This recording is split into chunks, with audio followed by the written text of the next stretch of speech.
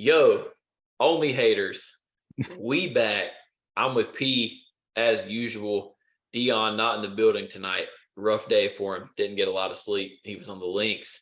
We got a very special guest taking his spot. The 5'5" legend himself, JMan TV. You know the vibes. My boy low to the ground, and he stayed down for you all. How you living, JMan? That's the absolute wild intro, bro. Hey, bro, that's the only way to welcome you. The only haters. I don't know who gave you the high requirements in the background, but we gotta have a chat after this. Man, what's good? You looking at him on the screen right now?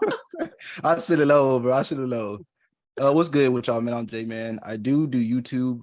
I do what's called the analytical, where I cover NBA, NFL. We do like player breakdowns and film and like that. So if you are interested in that stuff, go check it out on YouTube, man. I definitely appreciate it. I'll probably have it somewhere linked somewhere. So and in the comments, we're gonna have the analytical link too. So if y'all get interested, go to the description, click the link, it'll take you there. Go throw that man a sub, man. Come on. Absolutely. He got like 50 in like 2 days.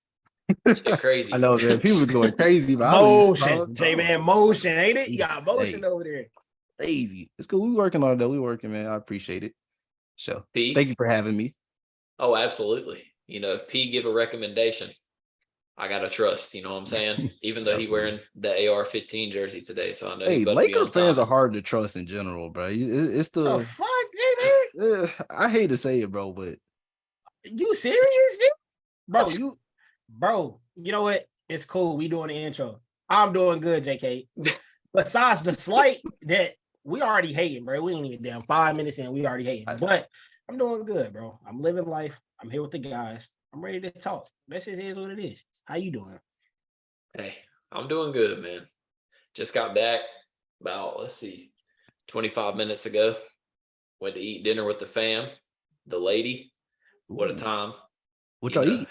Had some Chili's. Had to get that 3 for me. Yeah, Chili's. Listen, I ain't had Chili's in a minute, but do not hate, okay? Chili's. Oh, you on my list.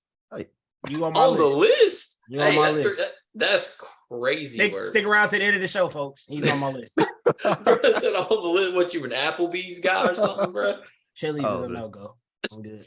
Damn. I'm going to just have to let you explain that at the end. Yeah. But listen, it's summertime, so you already know it's summer league. So it's been about a week. We've been at it. Let's see, it's the 12th. First games, it's like the 5th. We've been at it for about a week now. We at the point where you got your reads on people. You got your rookies that is like, oh, he might be him. You got the guys that broke out that weren't as expected. You got the dudes that were clearly way too good. Cough, cough, Keegan Murray. I don't know what the fuck bro was doing out there. But we're going to get into all that. But before, we do our categories and all that, we're going to have a little draft at the end for y'all too, like we always do. JMan, guest always goes first. Just give us, a little general rundown, man, on Summer League. How you feeling about it so far? Like, what's your vibe?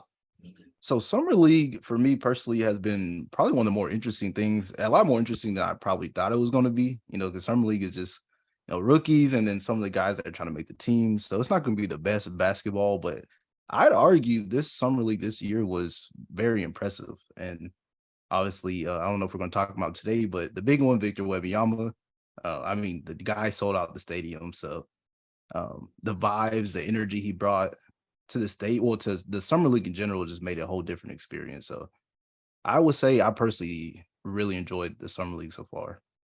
I'm with that. I'll let P go, but I will say this Summer League, I really think that Blazers Rockets game might be the best Summer League game I've ever watched, for real. I agree. I'm not gonna slight here and nothing like that, but y'all do know Austin Reeves hit a game winner in his first Summer League game ever, right? So since I got the jersey, let me go ahead and start the glaze. You know what I'm saying? So that's what we gonna do. But not for real though. This Summer League for me is very exciting. It's the first one that I've been excited to watch, probably since Lonzo's class. But I think it's been fun. People are impressing, stars are impressing. That's all we can ask for.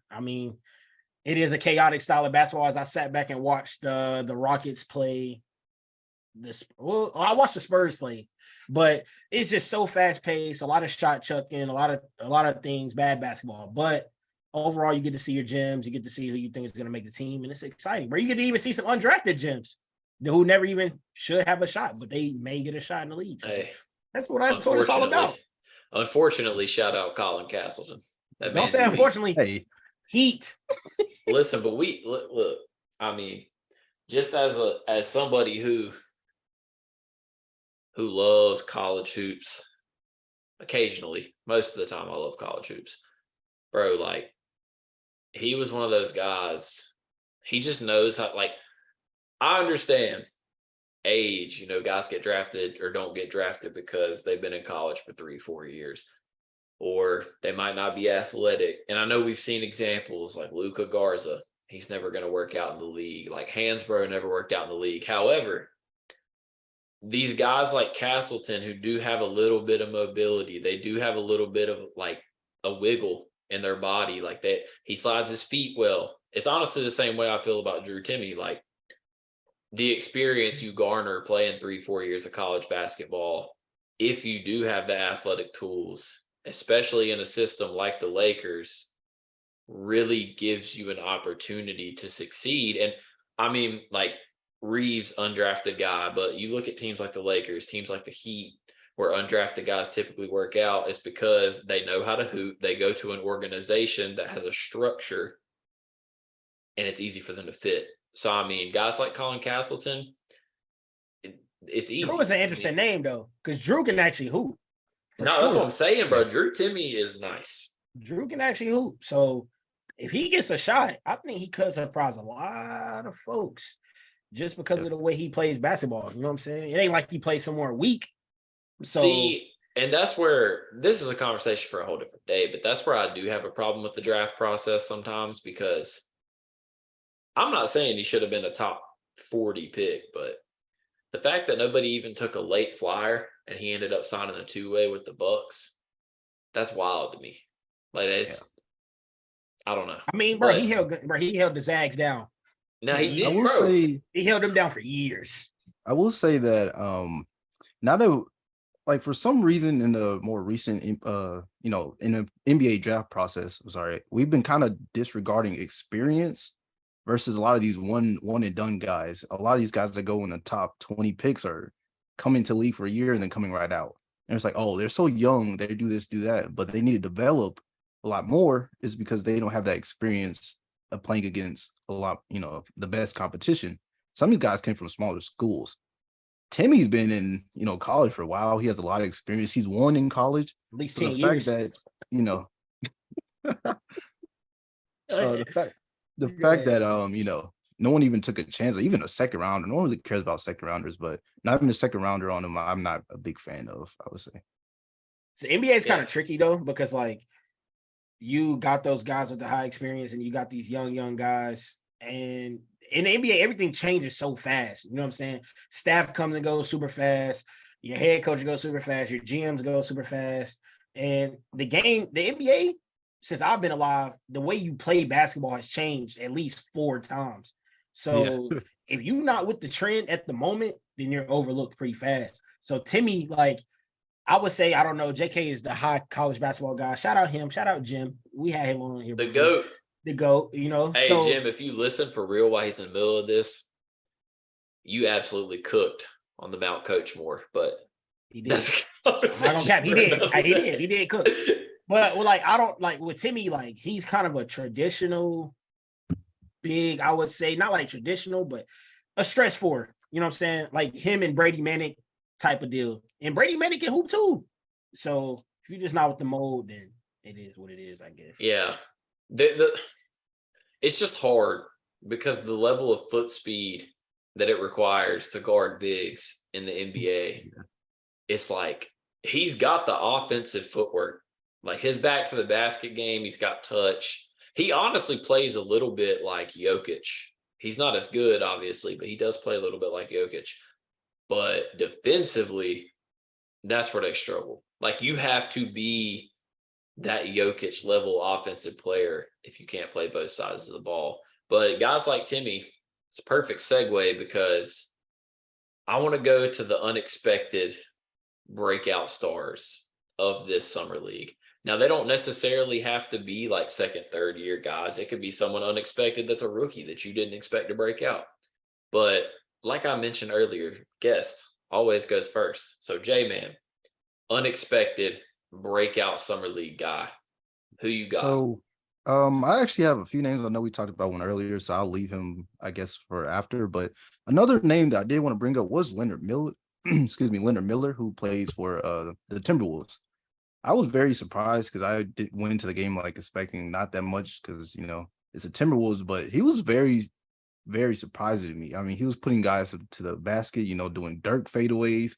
He was shooting the 3-pointer. He was getting rebounds, dunking it, all types of stuff. So I was like, wow, that guy really showed out. And I think he might be a breakout star in that system with the Timberwolves. Now, obviously, we know with Gobert and Cat and all that duo, that dynamic, not really working out that well. But I think someone that can space the floor is very much needed with Anthony Edwards with the ball in his hand. So, yeah. No, I mean, the Leonard Miller fall never made sense to me. I mean, he was like 24 to 26 on most boards. Somehow they thought there was, I think, 32 guys better than him. But I mean, he's a big physical body.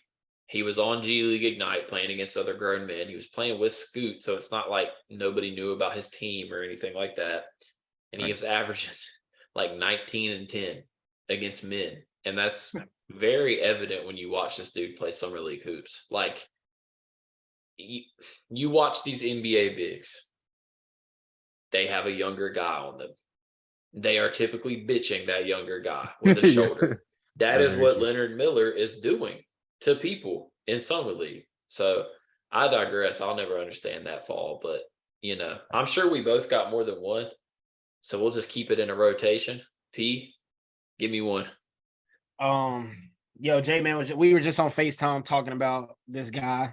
Shout out to Analytical. Make sure y'all go sub. Hopefully JMan drops his video soon. But Keontae George, man, I'm not gonna lie to you. He is a hooper, first round pick or first rounder, 16th pick in the draft. Cool. But what really made me get things going with him is, first of all, I actually watched his game the other day. He came off the bench. He came off the bench for the unit. And he comes in with that second unit and he controls the offense. He gets guys involved and he can drop people off. It just is what he does. He's a really, really solid player. And I think he could probably go make some noise in the league, bro. Just being a playmaker alone, he can make some noise. So I was really impressed by his performances. Now, keeping it G real to all of our viewers, I probably watched a handful of summer league games so far. I didn't really get to catch a lot of them, but from what I've seen from these guys, yeah, Keontae George, he's one of them ones. He's a hooper. Nah, bro. Me and J-Man were talking about that before you got in here. And I'm on the fence because when he's hot, he would like hot Keontae George is a top 8 to 10 pick, most likely. And I get the concerns because the efficiency in college wasn't great. I think he shot like 38 or 39% from the field. However, the name of the game in NBA hoops right now is bucket getters. And yes, that's just what bro is. And the thing that I like the most is that they gave him the first 2 games next to Ochai, who did have a good rookie year. They didn't put too much pressure on him. First 2 games to let him feel it out. And now he's been tasked with kind of being the best guy on the team, and he's him. It's working. It's working. I mean, and one story that I saw from Keontae George was that he looked at the scouting report from what the scouts were saying about his weaknesses were coming out of college. So like, shooting percentage, playmaking, turnovers, things like that. He screenshots that and put it as a screensaver. So every time he looks at his phone, these are the things I need to work at and sharpen my tools. And then, he comes out and puts up 30 plus, getting rebounds, passing the ball, looking very great with the ball in his hands. So that was a really cool story and a really cool, feel good moment from the summer league. Yeah. I also think before I didn't get know my that. first guy, just kind of want to get y'all's thoughts on this. Going to the Jazz, I assume, not saying he'll get minutes right away, but he'll definitely be on the roster, even if he's buried on the bench. Do you think, because I see his role being that guy, that like elite bench scorer, do you think playing with Jordan Clarkson will benefit or hinder his game? Because that's kind of been Jordan Clarkson's MO. Ooh. Me personally, go ahead, JMan. Guess goes first. Go ahead. Okay. So actually, funny enough, the thing that I mentioned about the story, his player comp was Jordan Clarkson. So I guess I would say personally, it does hinder his ability to maybe fill out the game and get better and maybe develop because of Jordan Clarkson's role on that team. So I don't think I really like the fit there, but you never know. You know, it depends. You kind of move some guys around and shuffle up the lineup to see how he will fit in and mix in with the group. B? I'm 50-50 because there's two Jordan Clarksons. You know what I'm saying? Yeah. There's two Jordan Clarksons, right? As a Lakers fan, there was Lakers Jordan Clarkson and there's Utah Jordan Clarkson. Honestly, I'm half and half because Jordan Clarkson could easily just be a bucket getter. I'm about myself. I'm going to do what I want to do. But he could see him and obviously be like, man, this dude is a younger version of me. I'm going to tell him the mistakes I made in LA and how I became what I am in Utah and maybe help him in that way. But as far as play, and if I was to go by play style and how Jordan Clarkson plays now, I would say hinder. But it could change. You just never know when a guy gets in the locker room, honestly. Yeah. I mean, honestly, we get to a point either halfway through this year or at the end of this year where Jordan Clarkson is gone, I would assume, because they're trying to get younger. They're trying to really build out that core. And Keontae George, you know, let him blossom. Let him become that Jordan Clarkson. And also, as big of a liability as he can be on defense and as streaky as he can be, I promise you there are contenders that would trade for Jordan Clarkson to come off their absolutely. bench. 100%. Yeah. And yeah, I mean, I guess that kind of leads me to my guy. It's going to sound so disrespectful because he was such a legend in March, but I've honestly been surprised with how much Marquise Noel's game has transitioned. Yeah. Like, I love watching him play, and I was really hoping that he did impress because I want him to make an NBA roster. But I just look at it, I'm like, historically, 5'9", quick, can score, can pass. They can do it at college, and then they get to the next level, and it's not enough. But then I've just come to the conclusion, the way he sees the court, the shot selection, I mean, he basically gives me less scoring, better playmaking, right-handed Isaiah Thomas vibes, and I genuinely think he will make an NBA roster. I think he'll make an impact too. Like, that dude is just a dog, and it's been a pleasant surprise. I know P loves Marquise Noel as well. Oh yeah. And I like, bro, it's just he's got that thing. Like, he'll make a simple pass look so much crispier than someone else is gonna make it look. Like, I got a question. He went undrafted, right? He did.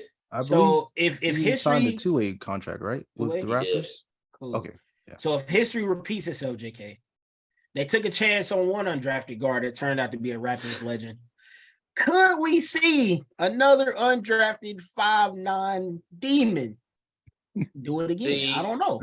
That's why I like it, because Toronto, for whatever reason, because they haven't had the same coaches, they haven't had the same systems, but they have developed those small guards really, really well. And I think part of it has to go with the roster construction, because they've always been kind of a wing / big heavy lineup. So it's a little easier to hide the small guys. But like, Lowry is small. He's not 5'9", but he's small.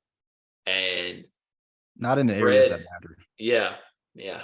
I wasn't going to say it, but I wasn't going to, but I'll do it. He filled in the blank for me. He let the intrusive thoughts win. But and then Fred is small. So I mean, I just look at it. Obviously, there are the Siakam trade rumors, but Marquise playing with a team that has really long wings like Scotty and OG and guys like Siakam and Pirtle.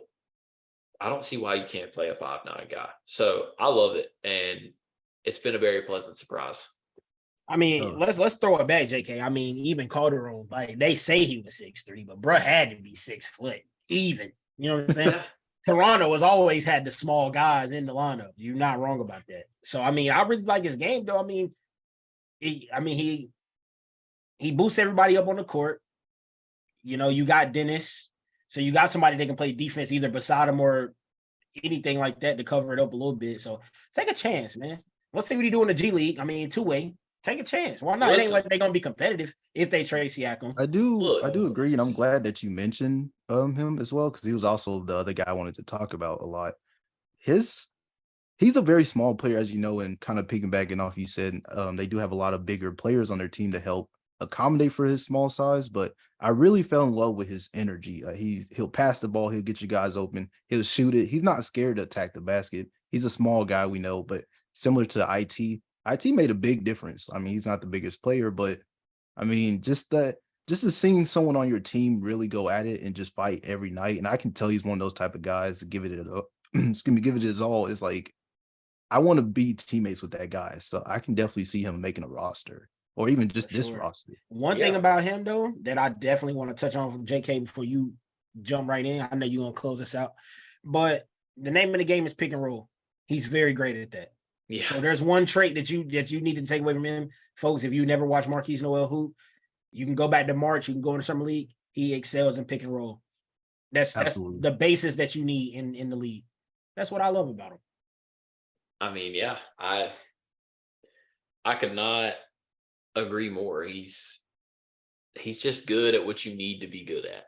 Like, it's one of those things where if you can do it, you can do it. I mean, yes, it is hard, a lot harder to make it at that size. But as Isaiah Thomas proved, if you are good enough and the skill set is there, you can find a spot on a roster. So, JMan, give me another one. I know you got more than one in the chamber. Absolutely. Well, some of them are actually a little more well known, and Amon Thompson is someone that I personally, I was sorry. I know you. That's you why too, He's so good. I had to, man. I would say like he's one player that I've been thoroughly impressed by. Like I'd probably say a little after Scoop, but Amon, like, dude, he looks NBA ready already. Like, big thing, obviously, he played for OTE and he played against a lot of older people and, you know, people that's been well experienced before. So, I mean, he came out swinging. I mean, he looked good getting to the basket, passing the ball, you know, everything. He looks so good as a player. And I just, you know, I think he's going to have a stellar him and his brother. And his brother look like freak athletes, dog. They look like they are so freakish. But to me, what I'm impressed by with him and his brother is you have athletes, but having athletes, a lot of athletes like to play out of control. They look so in control. They look so patient. They pick their spots. They attack them. Dog, they can do everything. You know what I'm saying? So I love that game. Both of them. I know you said big bro. Yeah, it's both of them though. Both. Hey, Asar dog too now. Hey, it ain't just one. I think it's just one of those things where Amin has the higher floor because he has less flaws. He's a lot more polished, but I think there's plenty of arguments for Asar having a higher ceiling because Amin is not a great shooter, but he can shoot it a bit. Asar cannot shoot at all. So if that comes around, even in the slightest, I'm just saying, like, I think that Victor is obviously going to be fine. Brandon Miller, we can have a conversation about that. But on my list. But that 3, 4, 5 spot where it was Scoot and the Thompsons, we for real might look back on that in 6-7 years and be like, what the fuck? These dudes one of the went best back top to back. fives of all time. Maybe. Like, You never know. I mean, it's not about a sword, JMan. So I understand that you went with his brother, but all he needs, bro, you playing with Cade Cunningham.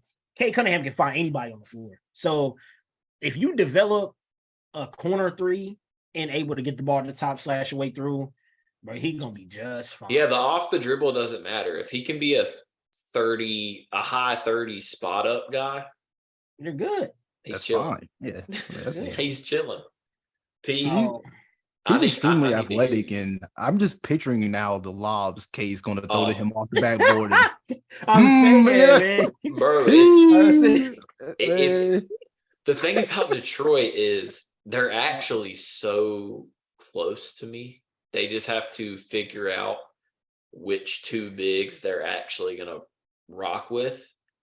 Get the assets off the other ones, because in terms of guards and wings, they're fine. Maybe a little bit more wings though. They need some more floor spacing out of the wing position. But that's what I'm saying, bro. If Asar can actually, because the problem is you can't have Asar, Cade, and Ivy on the same team. Ivy can come off the bench though. I think, me personally, because he did last year for a good amount of the year. And then he ended up having to start because of all the injuries and stuff like that. I think Ivy can come off the bench. He's really good at getting people involved as well. And I can see him as a great second unit dude. But they do need more wings overall. They do have a lot of great guards, like the Magic.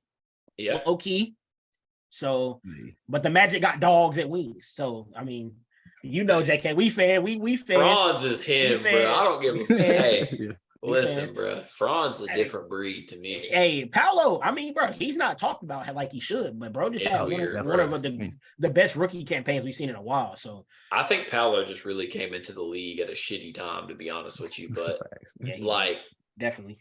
P, did you say you was about to say something about Brandon Miller? I'm gonna go Brandon Miller, bro. Low key. I'm gonna say he surprised me, because for him to have a bad first game. Sorry, we cooked over here. A bad first game to a mediocre second game to an absolute banger of a third game. He's showing me some resiliency, man. That's all I can ask for. Like, I'm seeing that he can actually put stuff together and do what he need to do. Now, will he be better than Scoot or anything like that? I don't know. Did I want Scoot in Charlotte? Yes, I did.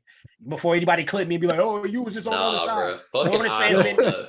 Yeah, I do know that motherfucker Scoot. He like that. Listen, he's like that.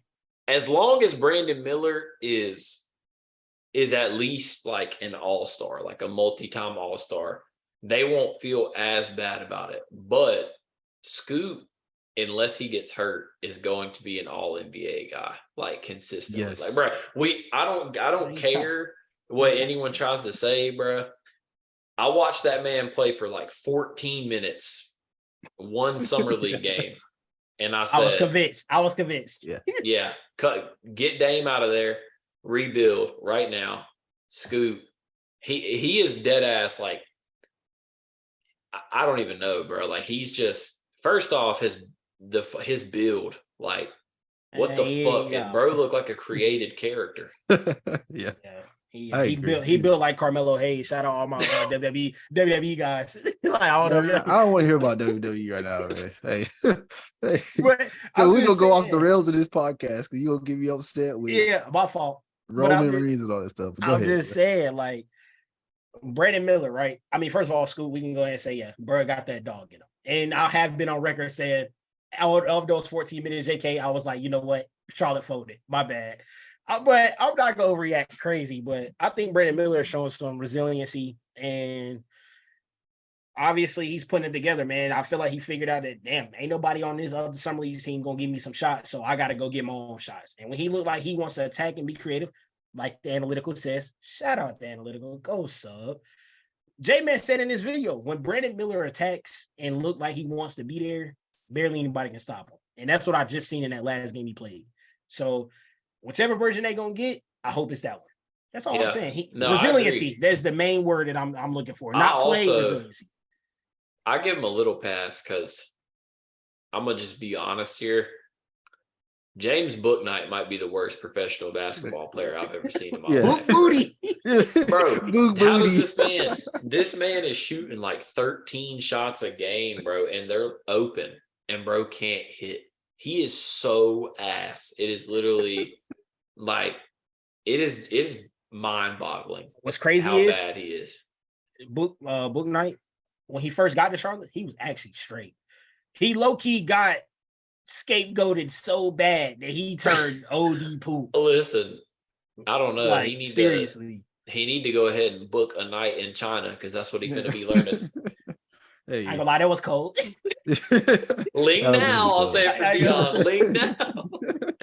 Oh, bro, he's so ass, bro.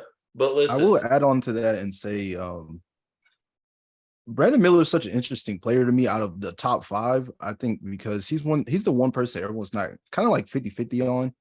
Me as well, but I do say, like I did mention before, I think he has like that killer instinct, but it's not consistent enough.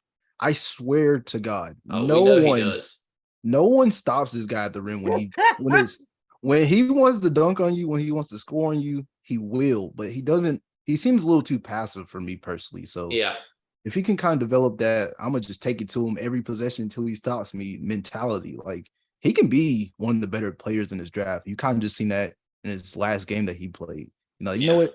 No one's gonna pass me the ball. I'll do it myself. And he comes out and put up almost 30. So one thing I like about his game is he can shoot.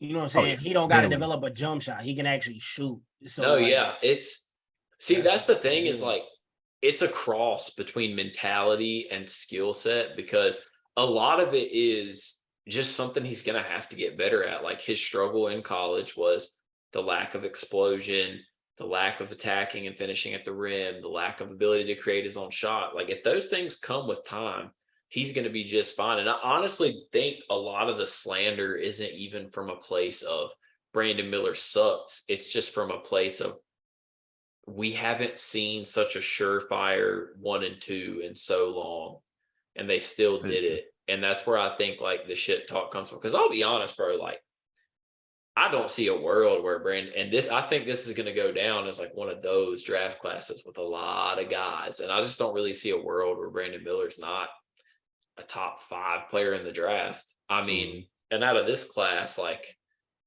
that's saying something. So, I mean, I don't know. I think there's this is a little preview probably to my most hated, but I think there is a difference between fairly reacting and heavily overreacting to summer league performances. And there's been a lot of heavy overreactors. Oh, JK, because on me, that's one of my most hated. Because I promise you, Charlotte Hornets fans was telling me when Brandon was playing like poop, the summer league don't matter. But Wemby came out there that first game, they was hounding crazy. That's what I'm saying. What's up? That's a good one. What's up? Hey, I will say, we ain't moving goalposts. That's just a fact. Keep it a buck. Call it spade with spade. Call it Austin Reeves or Austin Reeves. Spade to spade. Dead series. Summer league can be tough to judge because there's some people that's like some really, really, really bad players that have great summer leagues. Greg Oden comes to mind. Like, well, Greg Oden, he got hurt, but he was hurt a lot, but he had an amazing summer league. Like he was out there going crazy. So, and he didn't turn out to be that good. And then there's some players that's been really bad that's turned out to be really, good in the NBA. So summer league is very 50-50. You can't take it with too much grain of salt. Man, Denzel Valentine was the greatest summer league player of all time in bro's booty. I don't know. Look, bro, like we got a perfect example right now. And yeah, I would put him I'm impressed with the breakout. But I also know that bro is never going to be shit in the league. Like Lester Quinones, he sucks. He's never going to play. He might play for Golden State when like Clay, Draymond, Steph, and everyone's gone. They might still have him on a 2-way. He might get a come, but he sucks. Like he's not good, and he's averaging like 28 a game, and that's why it's really hard. Like there are a couple guys. I really have 2 more unexpecteds. One of them I think will actually play adequate minutes this year from what I've seen. And I think that especially if they do make moves, because I think Levine could be out. I don't know how much Bulls Summer League y'all watch, but Javon Freeman Liberty, first off, fire ass name. Yeah, Javon Freeman Liberty is nuts. Like the dude, I mean, he had 28 and 6 last night. I think he's been above 20 in every game. He's efficient. Like he's just one of those smart players. Love watching him play. Then the other surprises on the negative side. I have been thoroughly surprised at how ass Jaden Ivey has looked. Like Julian Newman clone, man. The way he finished. No. the way J-Man, I hate to say that. it, bro. Jaden Ivey, hey, he is butt, bro. I hate to throw that out there, bro. He gonna be fine, man. Look, bro, it's like I don't even think like I like Jaden Ivey. I hope he's good, but the problem is, bro, he finished the season. The last 2 months, he was arguably the best rookie in the league in terms of his numbers and efficiency. Bro, you're a top 5 pick. You look that good over the last 2 months of the season. You supposed to be on Keegan Murray timing. You supposed to be on Jabari Smith timing. Get your ass in there for 2 games. Go stupid. Show people you too good for summer league and get your ass back home. Bro looked terrible. Think about it though. When is the last time he played meaningful basketball? True. I mean, when they got their ass dropped off by St. Peter's. But I'm saying that can change you, bro. That can change you as a hooper. When is the last time you played meaningful basketball? It's easy to do when nobody watching. That's all I'm trying to say. You get in the summer league, everybody expecting you to be Keegan Murray, be Jabari. No expectations. It's easy to hoop when you ain't got no expectations. I know Deion would say some shit like that too. God damn. Yep. I know he would, bro. Yeah, got you. I know Deion would say something like that. Hey, JK, am I Deion clone, bro? Yeah, you might be, bro. You might be motherfucking Double D, dark skinned Deion type shit. Oh my god! Hey, start looking like real soon. 1 and 2. Put a picture together. I really wish he would have been on here because I would love to see him defend his fellow warrior Lester Quinones. But I'm sorry, he's trash. I mean, look, the way you gotta look at it, bro, is like, all right, look at the last like 10 summer league MVPs. Like only one of them has been like an all-star. Like there's been some good ones. Josh Hart, cool. Lonzo Ball, cool. Jonas Valanciunas, cool. Keegan won it last year. He will be an all-star at some point. So that's cool. Bro, like summer league is hard to judge because these dudes that win the MVP of the summer league and look like they're about to be the next big thing usually just end up being really good role players. So I don't know, man. Well, to add on to that as well is also circumstance. Did you even get drafted, or are you trying to get on a team that fits your play style? Because a lot of times it's like, this player is really good, but he can't develop in the right environment because of the things surrounding him. So unfortunately, Brandon Miller, I think, falls in that boat as well, possibly. Sorry, Charlotte fans, but Charlotte probably is the worst fan base. They gonna cook you too. So be ready to fight because they gonna cook you. Yeah. I mean, they don't got anything to back up their stuff anyway. But Charlotte's one of the worst organizations so far in the NBA, and Brandon Miller happens to unfortunately land in that situation. So it's like, if he doesn't plan out to be, is it his fault or is it just where he lands at? So that's where I kind of stand on that. Yeah. And the other point I would make is I get it. I get going on social media and saying, I mean, bro, they don't have any true guards. Like this summer league roster sucks. First off, every summer league roster just about sucks. So let's just get that out of the way. Second off, I mean, they must have a glitch when I look up the Charlotte Hornets current roster because who the fuck else on that team besides LaMelo Ball going to be out there facilitating? You being serious though? I would say Gordon Hayward for real though. No, like on some no troll shit. But I mean, if he's healthy, but I'm just looking at the rest of it and I'm like, bro. Nobody else on that team really a creator. Miles Bridges is a different type of creator. And like, I fuck with Mark Williams heavily. He's obviously not a creator. I think he's a really good player. The bigs, not really. PJ Washington's not a creator. Rozier is not a creator. To a degree, PJ Washington can dominate home. He can. He actually really good off the pick and roll though, which is crazy.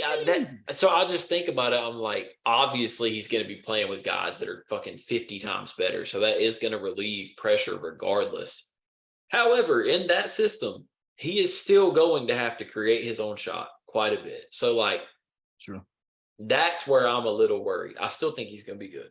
I don't think he's going to be a bust at all. I would never come on here and say Brandon Miller's a bust, but I think it's going to take some time because he's going to have to learn. I mean, I said this last week, like the dude literally shot 38% in the paint in college. Brother, what's going to happen when you drive that hoe against like NBA bigs? I will say, like the Hornets, obviously we from here, JK, so we've seen everything unfold. I actually they're not my favorite team, but I do follow the Hornets a good bit because I go to a lot of games and I'm always going to be tapped into their roster. And I would go to the parade if they won a title. I would too, right? So Hornets fans, for whatever reason, they blabbering on Twitter like Brandon Miller's going to be good off rip. Bro, we've had to wait for so many people to develop in Charlotte history, like your Kimbas, your Miles. Shit, we could throw it back. You're Gerald Wallace, you're Emeka Okafors. We've had to watch people develop from the ground up in Charlotte history over time. Anyway, even LaMelo, shit, his rookie year was good, but damn, we thought he was gonna set the world on fire. And LaMelo, in my eyes, he still ain't set the world on fire. So we still waiting on him to do what he got to do a little bit. So, I mean, Brandon, if he come in and just average a good if he come in average a good 15. You know what I'm saying? Because I don't think he's going to start, me personally. I think they're going to have to move some shit around with Terry. Especially not off rip. Off rip, right? So he's gonna be okay, but are they going to wait? That's it. It might take 2 years. I don't know if they're going to wait. And Charlotte's really impatient with people too. So that's the problem I have is the recent track record of development. Like, I understand LaMelo's good. LaMelo did not need to be developed. He came in, got the ball every possession, and he was talented as hell. We knew what LaMelo was going to be. Miles Bridges and PJ, I'll give you. Mark Williams is a guy who, I mean, he played 4 years in college. They traded the better player. I'll say that. Yeah, I think so too. But he's a great rim protector. He can finish lobs. That's not something you need to develop. The problem is I look at people like Brandon Miller who have needed developmental things like Book Night. I don't know, P, you probably know more guards other than Book Night. Like, what's Nate Darling or whatever. 3 years ago. Unfortunately, they fucking built Devontae Graham to what he was to trade him. You know yeah, see, that's my issue. Is like they struggle with developing shot creators is my problem. And that's where I get a little worried. But like I said, I hope Brandon Miller is a fucking animal. Demon. And because I'm telling you, bro, like if he is, then we start moving them into that elite young core conversation. Because then they've got 2 really good pieces. And I would love that. I would love to be able to just like be at my crib and say, I'm a Celtics fan, but $30 to go watch this Hornets team play against this Rockets team. Shit, I'm in there. I've done it plenty of times. So I hope I'm wrong. But before we get in to this draft, JMan, we are going to go back to you. And we'll just go one at a time here. Okay. We're going to do a little mini draft before the big one of take your 5, and we can have the same players. It doesn't matter. This is just going to be a little, we take who do we think our starting 5 is of the 2 good for Summer League guys. Now, personally, I'm not going to include rookies. Okay. Because I feel like every rookie should play a couple Summer League games. I don't care if it's Wemby, Scoot, whoever. So I'm not going to count rookies. Now the question is, do y'all count Chet as a rookie? Because technically, I was going to say that's my first pick. I would consider him a rookie, yes, because he hasn't played in the official NBA circuit. So yeah, okay, that's fair. So no rookies. Damn, and no Chet. So no Chet, God.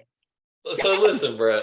Hey, nah, I ain't gonna lie, JK. We gotta count Chet, bro, because Chet was playing pro. He was playing pro against Braun. The reason I will say count Chet is because yes, he is a rookie by NBA standards. However, we knew bro was a starter because what he did to summer league last year. Okay, that's fair. Yeah.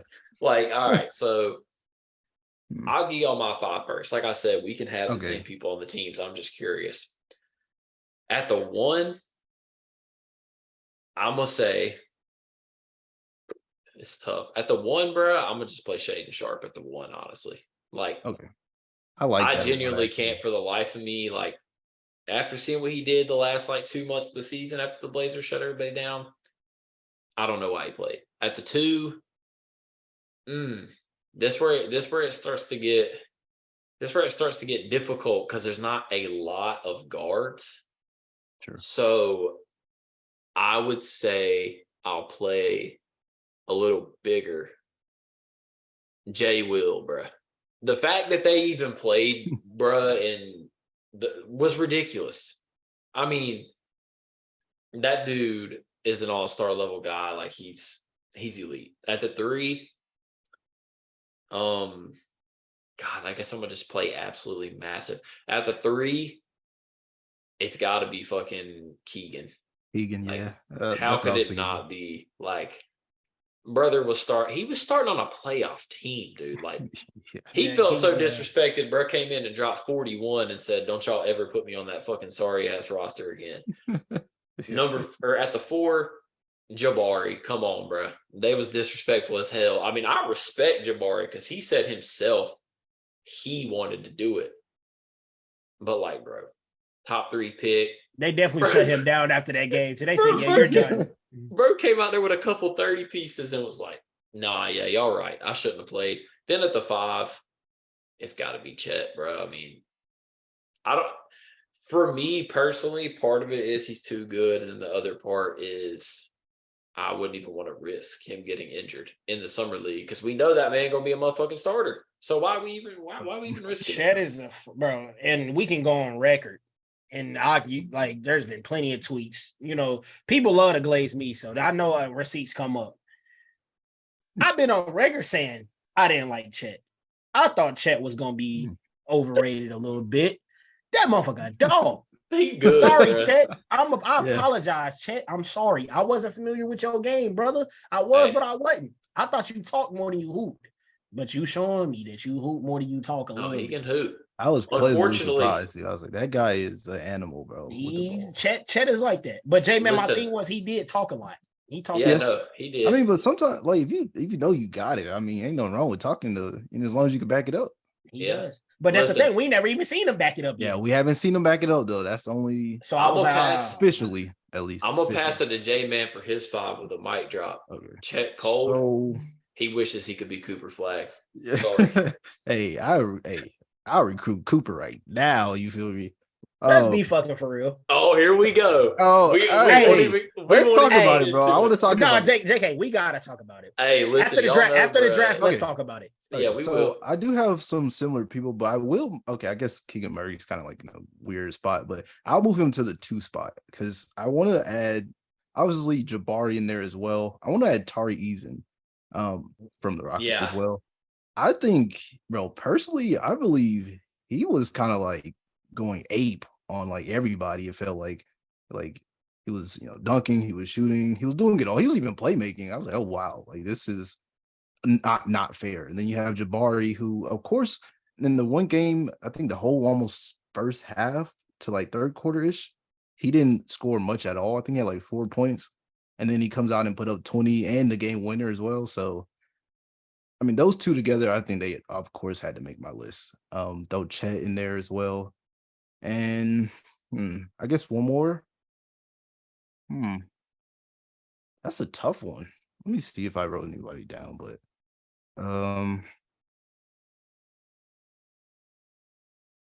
Tari. Yeah. I guess we're not adding rookies in. Yeah, I'm not sure. I don't really know. Tari is. That's my thing is I don't understand any of these guys, even if they're on bad teams. I get the Rockets were in rebuild. I get the Blazers went, laid down after half the season, but still, if you are playing in NBA regular season games and you are he averaged like 10 and 6 as a rookie, you're too good for summer league. I'm sorry. Exactly. These guys are like undrafted, bro. Like they're just trying to make a roster and you're going mad hard, bro. You're going mad especially hard. When Tari wasn't even like, he's not even like a fifth option on the offense. And bro was averaging 10 and 6. I don't know. That's just crazy to me. What do you think, P? Well, fellas, not gonna lie to you. Everybody's list is great. And we keep forgetting this dude played on a playoff team last year. You know what I'm saying? My boy, fat boy, Kenny Lofton. JK. Hey. My boy Kenny, man. Boy, Kenny hoops, man. Like, I'm not even gonna make a little list. I just want to throw out 2 players that y'all didn't say just because y'all pretty much covered it all. But I would have went Kenny maybe, and of course the player Charlotte traded because of course they think Mark Williams is a god. But Jalen, JK, Jalen Duren is insane. Jalen is nice, and he was nice in the league. Prospect lock. If you ever see him over 9.5 rebounds, take it every time. He's a lock. That man's nice, bro. And I hate that Charlotte traded him. And I saw a tweet today. It said, well, we won the trade because we got Nick Smith Jr. and Mark Williams. I'm like, brother, we all don't know. Nick Smith might not even play.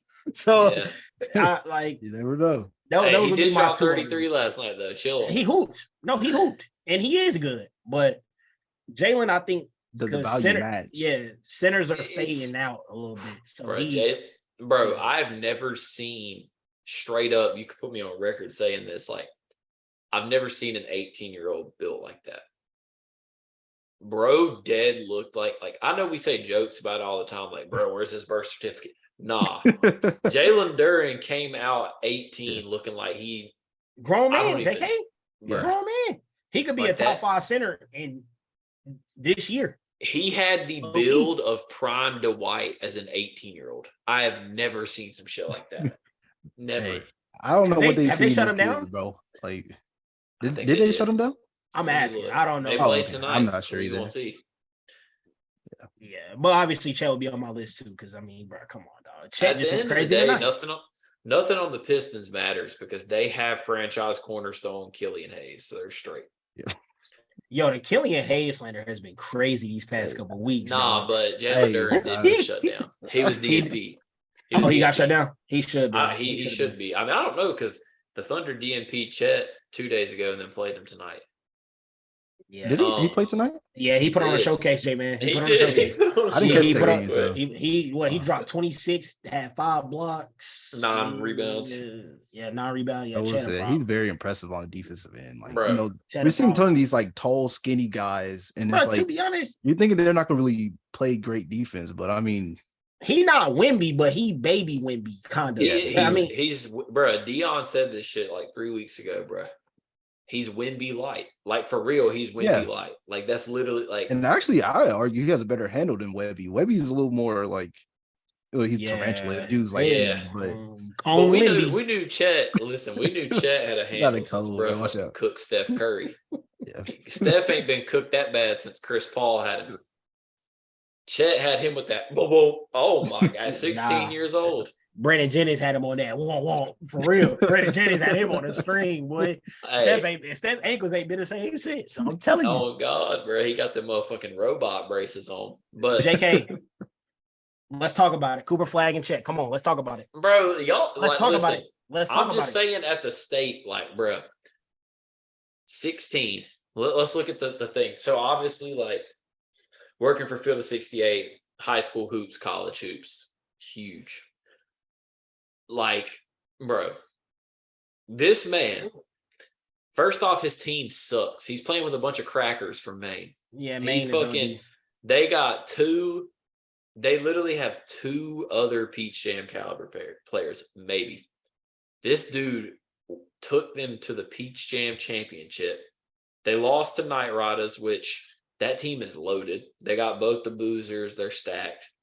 This man literally looked like Will. He was literally averaging like 37, 20, 8.6 blocks. And the reason I say I would take him over Chet is because of the frame. Coop is 6'9", 195. Chet is 7'1", 195. Bro, by the time Coop get like on draft night, he could easily be 6'10", like 220. I just think his frame is more NBA ready. I think the skill set is similar. Chet is a better shooter. Coop is a little bit better passer. They're both prolific shot blockers, prolific rebounders. But it really just comes down to frame for me. Like Coop has that like meat. No, pause. Pause. That was crazy. I gotta clip I was gonna say myself nothing, but I was gonna let you know. I gotta clip myself for that one, bro. I could have went so many different avenues, and I said Coop has that meat. What the fuck? What's home, bro? That is crazy. Yeah. Hey, but the thing that's crazy about I needed that one. I needed that one. Coop, listen. None of that shit even matters because AJ DeBonsa better than all of them. I ain't gonna lie. I mean, Coop. I'm not even gonna hate on little bro, but he even get started. That boy the truth. I'm not gonna lie, he the truth. I just saw your tweet where you asked in a 10-year time frame who would be better. And at first I was like, man, JK tripping, bro. Like, you know what I'm saying? He got time for even get to the because what Cooper Jr., right? He a Rising Jr., yeah. Rising Jr. So I think he was a sophomore last season. So he 3 years out from the league, realistically. Yep. He touched down, bro. Could be an all-star by year 2 or 3, boy. So no, it was a crazy question. Listen, I'm just telling you, bro, we in good hands. Like if you just watch Peach Jam, bro, the talent. First off, the fact that Flag and Cam Boozer are in the same class is nuts. They're gonna be battling for number 1, and they both gonna go to Duke, so that's gonna suck. Chill. Then, bro, let me tell you, AJ DeBonsa, he a year younger than them. This dude is 15. He won the title this year at Peach Jam. Played against the rising seniors as a rising sophomore. Led the motherfucking 17Us in scoring, averaging 26 a game as a sophomore, dog. At Peach Jam. Dirty. Well, that's the name we need to be knowing. Go ahead and clip it up. So that way in the future, we can then come back to this moment and say, hey. But hey, listen, speaking of the future, it's time to draft young cores. We're going to do a 3-pick draft. Now, obviously, the last pick we each make could get a little spotty. But before we get into it, because you already know, we stay by the golden rule, guests go first. So JMan going to get to go first. I have a feeling I know who he's going to take. But he's going to get to go first. But before we get into it, P and JMan, what are we defining as a young core? Like, what are your parameters? Great question. Because I asked that because, for example, if I get down to my final pick, because obviously we know like Rockets, Pacers, Pistons, Magic, Thunder, those are all young cores. But where do what's the parameter? Because I say led by under 25 player, right? Because Brown and Tatum 25 and 26. So like, what's up with it? But you can't do that now because Brown, I said Brown they got experience already. They've been to the finals. They've been so it's like I think we keep it like they got to have at least 2 to 3 dudes in their main, like in the synergy of their team, the center that are like 24 or younger type shit. I'm cool with that. Okay. So, JMan, I can announce your pick for you if you want, but I'm gonna let you do it. Actually, if we're going with that parameters, I'm going to go with the Spurs. Ooh. I would say obviously the big one, Victor, duh. But they got some very good young players. They got Champagne. I think that's how you say his name. Hey, his brother is Celtic. We fuck with the Champagnes. Hey, absolutely. And what's the other guy? Brandon, how you say his name? Oh, fucking Malachi Branham definitely could be on the Too Good for Summer League list. Yeah, I agree too as well. Hey, that's probably a name I forgot earlier, but that's somebody I would probably throw in there as well. I'm really excited about that young core, and I think Keldon's only what? I think 23. Yeah, he's maybe Trey Jones young. 22, 23. Yeah, they young, bro. They are young down there. Now, obviously, they don't have. I think they have Jeremy Sochan as well, who I think is 22. I don't even think he's even 22, bro. Because last year was his rookie year. Dang. He might be 20. Yeah, he might be even 20. He ain't even old enough to drink yet. So yeah, I'm really excited about that young core. They're not going to make much of a splash, to be honest, but I think once they start developing, they're going to be. They might win the title down there, dog. But that's be my first pick. I agree. I'm cheating like a motherfucker. I know what you taking, P. Come on, bro. Go ahead. Who am I taking? Who you think? Taking the damn Thunder. Oh no, I'm taking the Grizzlies. Off the muscle, I'm taking the Grizzlies. Hey, Ja 23, brother. I'm sorry. Ja 23, Jaren Jackson 23. Shit, PG. You know what I'm saying? Too bad Desmond Bane like 30 in his fourth year. See, Desmond Bane 25. All right, so I am slight a little bit, but the building blocks, if we exclude Desmond Bane because he is in a damn retirement home early, Ja, Jaren, that's all I need, bro. That's it. Bruh. That's an interesting pick. It makes sense. I like it because I just looked it up. The Spurs official roster got like the depth chart on ESPN got like 18 dudes on it. Bro, they only got 6 that are 28 or older. Everyone, really? Who's one of the people on that list? All right, so they're only old players. Kim Birch is 30, Reggie Bullock 32, Zach Collins 25. He's considered old on their roster. Gorgie Dang is 33. Devontae Graham is 28. Doug McDermott is 31. Jetty is 28. Lamar Stevens is 26. Everyone else is 19 to 22. They got some role players for real over there. They do, bro. Jetty, nice. Yeah, he sold our bread too much on draft. Well, shit. I didn't expect this, but bring me the Thunder. Come on, bro. It's crazy. They even made it top 3. It's easy though. It's easy. But as long as Ja was on the board, I was taking that. Listen, I was telling JMan this earlier, bro. Like, they might win a title in the next 4 years, bro. They something serious. They got like 11 picks still. They got a core of SGA, Giddey, J. Will, Chet, Dort.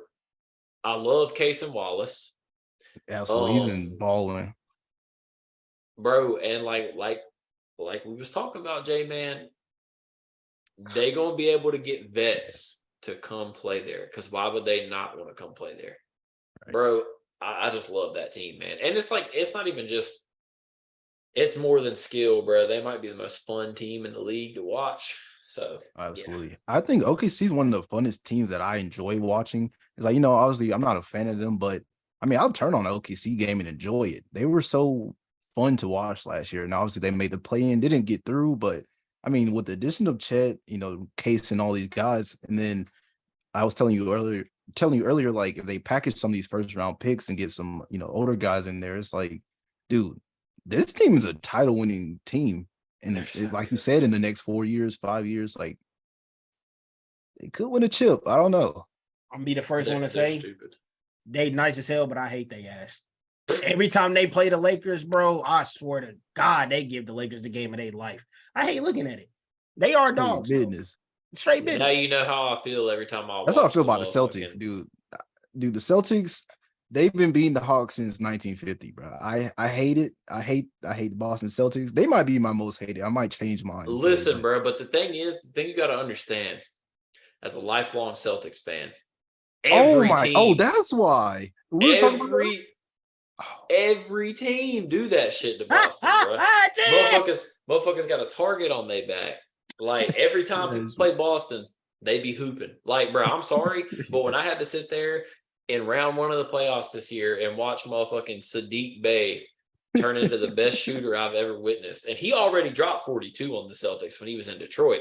So like, it's just always. That's how I feel about Bogdan Bogdanovic from the Pistons. The guy literally drops 30 on the Hawks every time he plays us. I don't know what we did to the guy. It's the same shit as I just watched Caleb Martin average 20 a game in the Eastern Conference Finals on 60 and 50 splits, and then forget how to play basketball the next year. Keep it a stack. I watched Maxi Kleber hit a game winner from the hash. Oh my! I don't know what we on. I don't know what we got going. It is what it is, though. Bro, no, but the thing about us, P, is like the Lakers and Celtics get that shit because they're the two most storied franchises. So, like, when people play against the Lakers or Celtics, the Warriors, not storied, but like they are the team of this generation.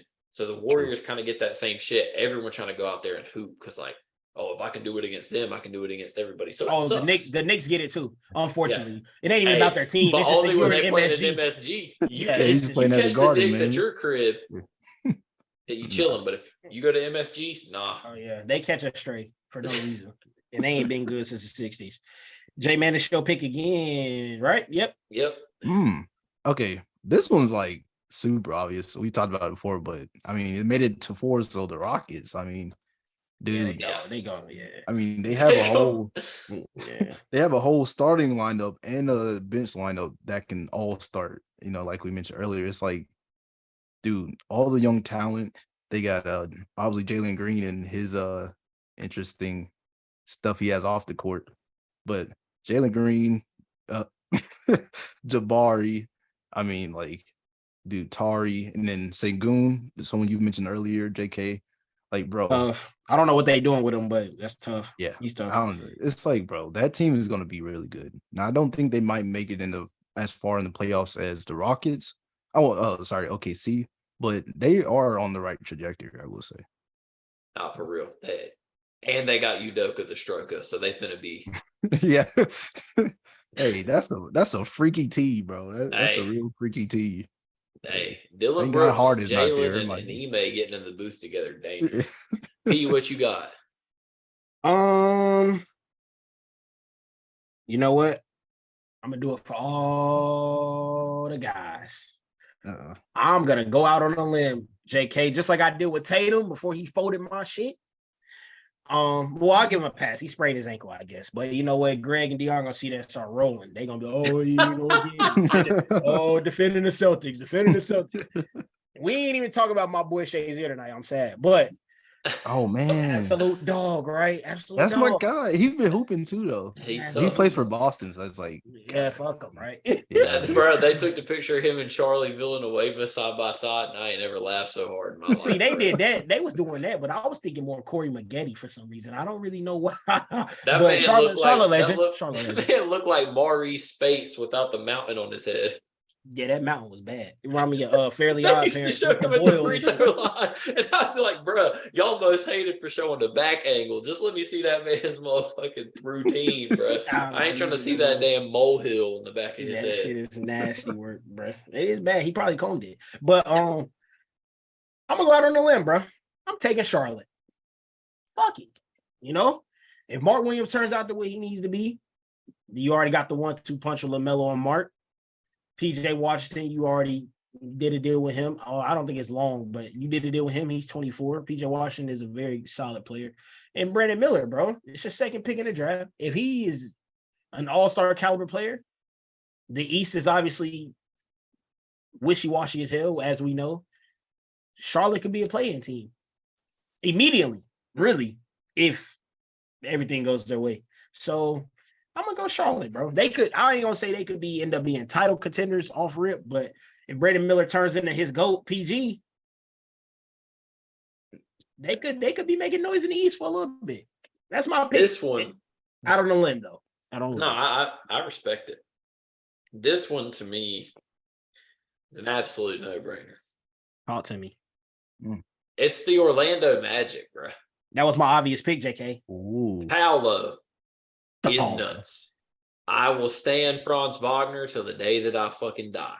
Dog. I'm gonna do your ad-libs, JK. Just read the names. I'm gonna do your ad-libs. Jet Howard is cans. Tough. Cole Anthony can be a role guy. Tough. Jalen Suggs still young. I fuck with Anthony Black. If you've been watching Summer League, I was gonna say Anthony Black too as well. If you've been watching Summer League, Anthony Black, he's nice. And then that like. But just Paolo and Franz alone, bro. Why would I not want that? Thank you. I just need to hear Franz name again. Turn me up. I don't think people realize how good he is, bro. Like, if you put Franz on a title team right now, like put Franz on the Lakers, P. Don't do that. Y'all think I can go Austin Reeves? Hey, it's curtains. Like, bro, Franz is like this is when I knew Franz was the truth, bro. This is such a selfish reason, but look, I've always liked him. I always knew his brother better than his brother. But one night on Prize Picks, this was like second or third month of the season. And he was 28.5 PRA. I took the over because I'm like, Franz a bucket, 28.5, that's light work. All he need to get me is like 18, 10, and 6. 18, 10, and 1, whatever. I'm like, all right, he got it. Bro, this man going into the fourth quarter had 5 total PRA. In a 3-minute span, he acquired 26 PRA and hit the bet. And I was like, nah, he might be my favorite player in the league, bro. In 3 minutes, from the 7-minute mark to the 4-minute mark, he went from 5 total to 31 total or something like that. Legend right there. Fucking insane. I ain't never seen anything like it. But yeah. JMan, back to you. Last pick. Who's the third and final you going for? I was looking around, and I think the Kings do fit this mold, if I'm not mistaken. Damn, JMan, I was actually gonna pick the Kings, bro.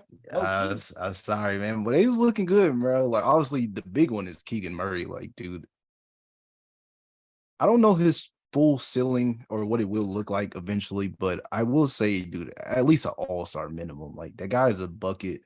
Obviously, he started in the playoffs, so in fact, they came in the summer league anyway, and hooped out was pretty crazy. So I will say them. I think they also have Kevin Herter, I believe, is 24. We're doing 25 under, right? Yeah. I want to say so Kevin Herter, he's in there as well, and De'Aaron Fox was the big one. Now Sabonis is like 27, so obviously not, but that little core, that small young core, I think can really shake something up. You never know. Light the beam, I guess. Yo, that shit trash. Oh my god. It got extinguished real fast in the playoffs. That shit is trash. Okay. I guess I'm gonna say honorable mention first. I'd say Indiana, because Benedict Mathurin, he's honestly in the summer league, he's playing kind of shitty to me. Like, his numbers look good, but yo, oh my god, his efficiency has been so bad. I watched him play, and he was shot chucking out the ass. I'm not gonna lie, but overall in the NBA, he plays pretty well. Halliburton, obviously, JK, we love Hallie. On record, once again, there was a point in time I said, fuck it, shouldn't have traded him, should have traded Fox. Sorry, that was me at a point. Obviously, Fox did what he did against the Warriors, so it kind of changed a bit. But I say my real pick, once again, out on the limb again, if they don't trade these dudes, if they let them stay healthy for a whole course of the season, which we haven't seen, the Pelicans, bro. Damn, Zion, 23. Fuck you, bro. Brandon Ingram, 24. How old is Brandon Ingram? Dyson Daniels, 20. Like Jordan Hawkins, 21. Trey Murphy, like 23. Come on, bro. So, the Pelicans stay healthy and they develop these dudes the right way they need to develop. It's JK, especially a guy, Jordan Hawkins. Dog's a demon. Oh, man, I love that man. Dog's a demon. Dog's a demon. So Dyson Daniels is still good, bro. I don't think people realize, like, he's just one of those guys that, like, he came out of G League. Like, he just needs a little time, but he's good. He's right? On clinics. And how much time do you actually have in the NBA? You come in at 19, you out that bitch by 22. Yeah. It's crazy how much, like, it's crazy how fast it goes. You know what I'm saying? So that's why I'm saying, if you got your guys, you know what I'm saying, your Zions, your CJs, your Brandon Ingrams, if you're good enough to play around them where it's little pressure, bro, you can be there for a long time. Bro, I don't think people realize, like, Trey Murphy is going to be in the league for 12 years because he plays his role perfectly. Same with Josh Hart. Really? Trey Murphy might get 1 or 2 All-Stars at some point in his career, but, like, he's never going to be a top 25, 30 guy in the league. But I'm telling you, he is going to be a guy who everyone's going to want on their roster to win a title because he just does everything right. I mean, Trey Murphy is how I was explaining Brandon Miller could be in his rookie year. You give me a 14 points per game dude, 15 points per game dude coming off the bench, or could start. and just play around his guys. I mean, it's a little different for Brandon Miller because you're second, right? You need to be the guy, like beside LaMelo. You need to be him. But Trey Murphy, but you a 15 points per game guy. I could be wrong, but I'm pretty sure you can be a 15 points per game guy. Beside these stars, playoffs come around, you just up that a little bit to 16, 17. Yeah, you'll be on the roster for a long time. Oh, he's straight. Especially they good. By the time he's 26, CJ gonna be gone. Yeah, for sure. And he's really gonna be able to step into a role. But I mean, this last pick, pretty easy because of the ones left. It's just the obvious choice. It's the fucking Pistons. Like Ivy, Cunningham, Duran. I said I was gonna pick them too, JMan. I ain't even do it. I had them on the list too, but I'm glad. I still think James Wiseman is ass, but that's okay. Time, I guess. Like, bruh, it's just. I just think he has to be decent. It doesn't have to be too crazy. Like the thing is Isaiah Stewart and Jalen Duran are just so fucking much better than James Wiseman. Yeah, I agree. And then that's the problem with listen, Killian Hayes actually had some good games last year, but the problem is Killian Hayes is so much worse than Ivy, Cade, and Asar. So it's like, I don't know though that his ass getting chipped. They really got something cooking, bro. Though, Pistons got it. I ain't finna guarantee no Bad Boys era type shit or anything like that, but I do think they will be like. Let's guarantee it. I'm like when I mean Bad Boys, right? I mean, I'm not talking as in the dominance, the chips, but I'm talking Bad Boys as in they could fuck somebody's shit up. Like they could mess somebody's playoff dreams up. They could. If bro, it's like it's you or them to get into the play-in one night, you sleeping, they could damn near get in the play-in.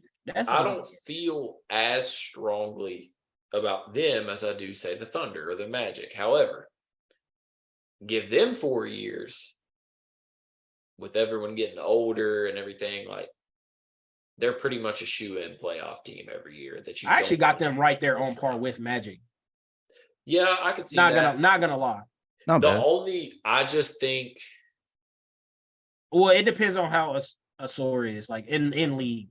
I think because I got high expectations on him. I think Paolo is the best player of both teams. I would definitely go Paolo, Franz, and then Cade. Yeah. See, that's where I get Cade, but Cade could be better than Cade up there. Bro. A lot of people. Cade's tough.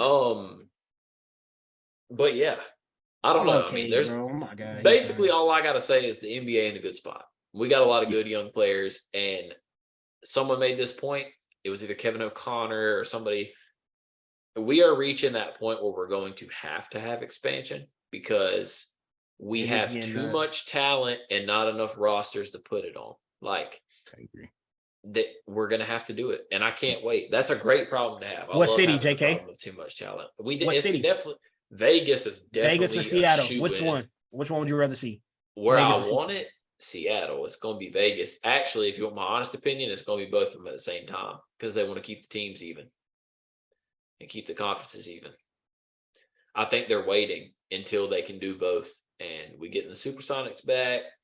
Las Vegas, they're going to be the fucking – I don't even know what they're going to be. Vegas, that team in general might be almost on the level of like Los Angeles in terms of popularity because Vegas is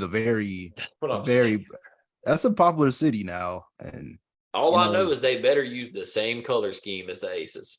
Because that shit is the most Vegas color scheme. And the Golden Knights. They better play off the name too, bro. They all got it, bro. The Golden Knights, the Aces, they all got that gold, black, white, a little hint of red.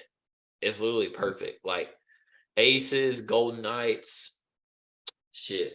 Go ahead and name the motherfuckers the Las Vegas motherfucking Texas Hold'ems, bro. Something crazy. Like yeah. That first game in Seattle though, if they return, oh my God, I would pay a lot of money to be there, man. I would pay a lot. Them motherfucking jerseys, bro. Oh my God, elite. Bring it back. All right, JMan, it's the best time of the show. All right, I'm sure you know. I know you've listened before. It's time to get all your hatred and anger out. Most hated, no limits. All right. What you got? It's something that I witnessed across a TikTok video actually, but it actually applies to a lot of stuff just worldwide, bro. but it starts with what speed has been doing to this young generation.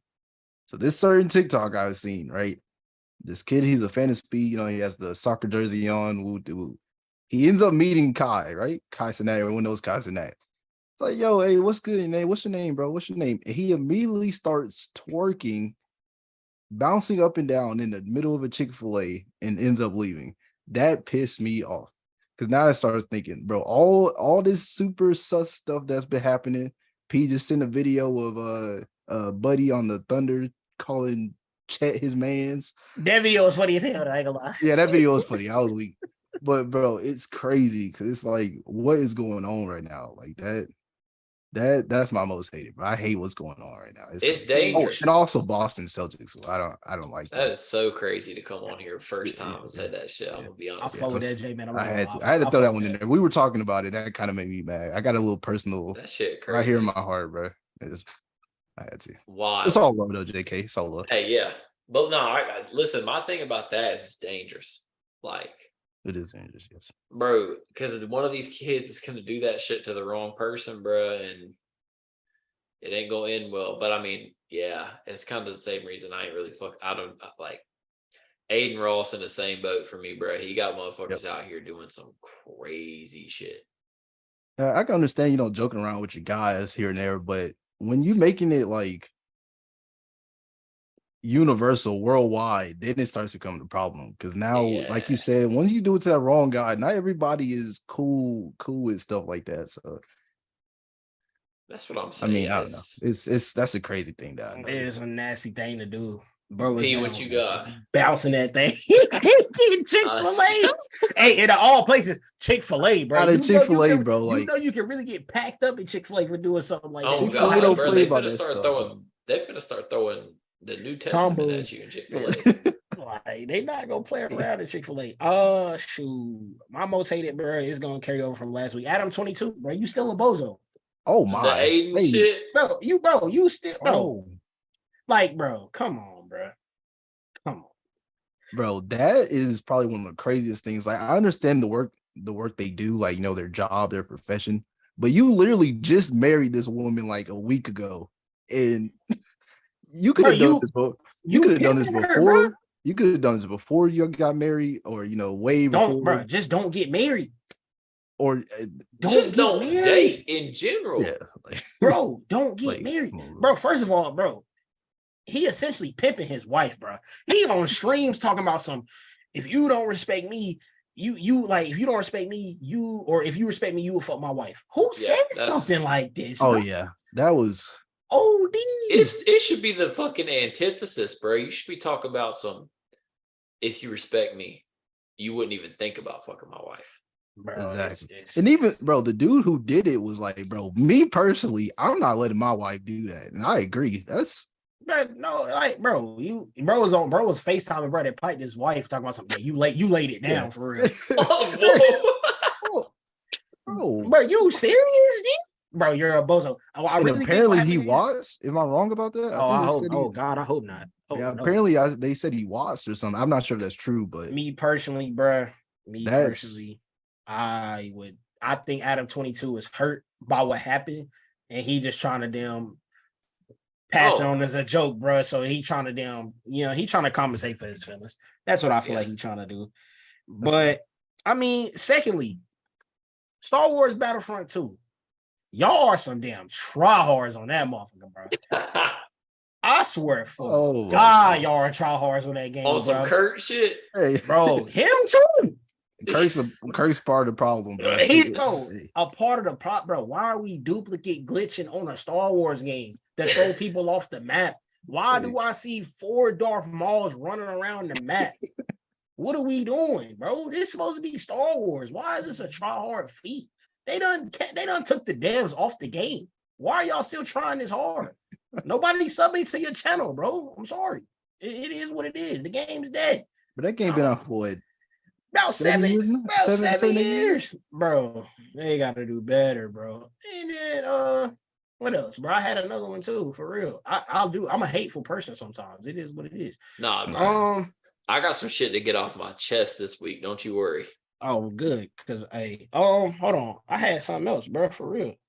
Oh yeah, Dragon Ball Super. If y'all, I know they got Black Freeze out right now. If Vegeta get packed up one more time after getting the transformation, dog, I'ma lose it. Don't have my man go out sad, bro. He just got a new transformation. Bro, has Vegeta taken any W's? Never. JMan, in Resurrection F, right? He took a W, then they went back in time. So Goku could take the W. I can't believe it. Hey, Vegeta, they was not gonna let that slide, bro. They was Can Vegeta please get one solo dub? That's all I'm asking. Hey, can they let Frieza rest, bro? I feel like I grew up watching Frieza back in like early Dragon Ball. He's still here. Let him go, bro. Him and Pilaf doing numbers in the hood. Yeah. I'm not gonna lie to you. They doing numbers in the hood. JK, go ahead. It ain't been nothing serious this week. All right. Number one. All right. Damian Lillard. Listen, that's like the third week in a row. It is because listen, bro, I got a piece to say now. Okay. When people ask out, like KD and like Kyrie, they got 1 to 2 years left on a deal, typically. They borderline expire. Dame, you extended for the next 4.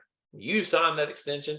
You chose not to put a no trade clause in there. You chose to put yourself in this position. Now you want to be a bitch and ask out, and I'm not showing up to work. Now, truthfully, I don't necessarily believe that. I think your agent's just saying the right stuff to get you to where you want to be. And, you know, you're saying you're not going to show up to work. You're saying you're going to do all this shit. But this is where it gets bad. It's not even Dame himself, bro. The Heat fans making me hate Dame more because obviously I already hate the Heat. There's no secret. I'm a Celtics fan. Of course I hate the Heat. But these motherfuckers on Twitter talking about they owe it to Dame. Oh, did y'all not owe it to D Wade when he wanted an extra $4 million and y'all sent his ass to Chicago? Oh, yeah. So if Jimmy requests a trade and wants to go to the Lakers and the Lakers only, and they can offer you not the best package, do y'all owe it to Jimmy to send him to LA because he sent you to 2 finals? Don't hit me with that they owe it to Dame shit. They owe it to themselves to do what they think is best. Dame will be in Miami. I have no doubts in my mind about that. But he's going to be in Miami. Let's just put it this way. They're doing what's best for them because if they weren't, he'd already be in Miami. They're waiting on a third team to facilitate the deal for a reason, to look out for the best interest of the future of the franchise. Basically, I guess I should switch it. It's really Heat fans. It's not Dame. Don't be talking about we got to put the future first when the best player in your franchise's history wants $4 extra million, but the Blazers ain't supposed to put the future first. So that shit crazy to me. Yeah. Second, and I know P gonna love this one. The Warriors. Why y'all? Oh, hold on. Before you go. Wait. Oh yeah, for sure. Right on. Look, and everything. And everything they stand for. Now, let me just. Why are you scapegoating Poole? You want to talk about Poole being part of the problem? You want to talk about Poole being part of the problem? That's spicy. That's cool because I do agree that he was a big part of the problem. But to say that he is the whole problem is crazy to me. Because why are we putting zero blame on the motherfucker that punched him? That motherfucker didn't get fined. He didn't get suspended. He didn't get any punishment. And then as soon as Poole start fucking up, they blame Poole. Poole get off the team. Draymond been real loud on his podcast talking about some this, that. Take some fucking accountability, bozo. Dog, You punched him. If you can't control your emotions, then maybe you should go to therapy. And I get it. Poole got some issues. Shot selection, questionable at best. He turns the ball over. But, brother, I cannot get behind him being the sole reason that they got that ass beat. JK, let me jump on you with that. How many people in their day-to-day life? How many people get a promotion that don't deserve a promotion over you? How many people make a varsity sports team over you that shouldn't have made the varsity sports team over you? Why do y'all think Jordan Poole was crying? He playing behind Clay. He trash. Bro, I'm 20 years old. Clay just came off 2 ACLs, Achilles, throwing up BS, bro. Throwing up all kind of stuff, barely playing defense. And whenever they injure, I come out here hooping and holding us as a playoff team. I can't even get 30 minutes a game. That's a great point because so what's up? So whenever they was in the playoffs because how the fuck they win without Curry? So keep it G real, right? Yeah, they can talk. They got 4 rings. Motherfucker, I won one with y'all. I won one already. So you telling me I can't go to the front office and be like, yo, I'm not really feeling how y'all slight me. And they did do Poole wrong in the playoffs last year. I don't care if he was pouting, bro. They put him at the end of the bench, was playing him 10 minutes, and then go on Twitter. Don't even defend, bro. Don't do nothing. Not saying that's our guy, none of that. And then the fans, y'all talking about, bro, can't even say he. First of all, the reporter asked him, do you feel like you as an individual had a good season? He said, yes, we had a good season. I still wish we can fight for a championship. Now he pussy. Can't even say he had a good season. He only care about himself. He don't care about winning. He pussy. If he didn't care about winning, why he look so depressed in the damn Wizards photo shoots? Hey, purgatory, boy. Bro, that's Warriors fans are delusional, like, bro. They know they're delusional too. You know why? Because if you try to have this conversation with them, they all gonna say the same thing. Y'all don't understand about winning, bro. Oh, my fault. My franchise only got 3.5 times more chips than yours. I don't know about winning though. It don't matter if that shit. Oh, y'all ain't won since 2008. Dog, y'all have only been relevant for 10 of the 78 years of the NBA's existence. JMan, I ain't gonna lie, he just slighted me because I'm the main motherfucker that said they ain't won since 2008. Hey. Well, you can't say shit though, dog, because only 13 of y'all's chips been won in LA, but we ain't got to talk about that. But hey, listen though, JK, keep it in G real though. Since I've been alive though, LA has no, that's facts. That's facts. No, like that's facts. But I'm just saying, like, they're like, it's just different, bro. Like being a Patriots fan, for example. Oh, hell no. Look, 20 years of my life, they were dominant, but they won 6 Super Bowls, which ties the most ever. So they are in the conversation for greatest franchise ever. The fucking Warriors have 5 rings and they want to be in the talk for the greatest franchise ever. Fuck no. Y'all not even close. No. You might be the greatest. You might be in the conversation for the greatest individual dynasty ever. But y'all be going on Twitter and social media talking like y'all the fucking greatest franchise to ever grace the planet. Dog, y'all were poverty for all but like 5 of the first 70 seasons or 65 seasons of the NBA's existence. Them boys highlight. They highlight. Look, the highlight of their franchise for a hot minute was Jason Richardson in the slam dunk contest. Let's be honest. But and I know Dion gonna come back on timing, and I just want to let you know, Dion, because I know you're gonna watch. Y'all scapegoat to Jordan Poole the worst way, and I don't care how you feel about it. Y'all did. That man did not deserve what happened to him. He got his bag, cool. Getting punched, getting outed. Man, no, bro. Because I've seen plenty of them Warriors pout. I've seen plenty of them pout. I will get on here and fully admit he was part of the issue. But dog, like, how you not gonna point the finger at the dude who hit him? Like, bro, he punched me and I get in trouble. Like that sounds like bro, that's like me being in school and starting a fight with someone, or someone starting a fight with me, and like I punch them, and I'm like, yeah, but he said this to me, and they get suspended, and I get to come to school every day. That shit make no sense to me. But that's why them entitled motherfuckers ain't winning anything else. They all entitled. Exactly. They're all like a lot older now. Good anymore is Steph, but it's cool. I got 2 more. One, this is easy. D-Book signature shoes. What the fuck you got, bro? Them shits are the worst. Bro, them Booker shoes is terrible. They look like SBs or like Heelys or some shit. I don't even know, bro. That's like the worst design shoe I've ever seen. Motherfuckers in the comments on Twitter talking about straight to Ross. Oh, those are bad. They're terrible. Right now. Wait, y'all see this? Oh, these are bad. Oh, that's bad. Why the soul so thick? Yeah, them shit's trash, bro. Them shit's worse than the AR-15. I was gonna say that might be the worst shoe I've ever seen. I ain't gonna lie. I think he tried to make a Kobe shoe and he just failed. I think that's what he tried to do. I think he tried to make did. Don't look like that, Jimmy. I think he tried to make a Kobe shoe. I must not know what Kobe shoes look like because this ain't close. He tried to make a Kobe, bro. I'm pretty sure. Them shoes single-handedly in all Booker Tatum debates. But wait. Atlanta Hawks, y'all not safe. Oh, wait, yeah. Y'all not safe. Y'all We not ain't saying. talking about shoes now because Trey No, Young. listen. No, I'm not the shoes. Okay, all right, go ahead. It took y'all 5 years to trade. Took y'all 5 years to trade John Collins. Y'all turn nobody wanted him, bro. It's look, hard to not trade. Motherfuckers wanted him. Y'all just want to give him up. Number two, y'all tried y'all He's hardest. A Hawks legend, y'all man. tried y'all hardest to trade DeJounte Murray just to turn around and extend him. That's OD. Number three, y'all been talking about getting Siakam for about 4 weeks now. I ain't seen one move yet.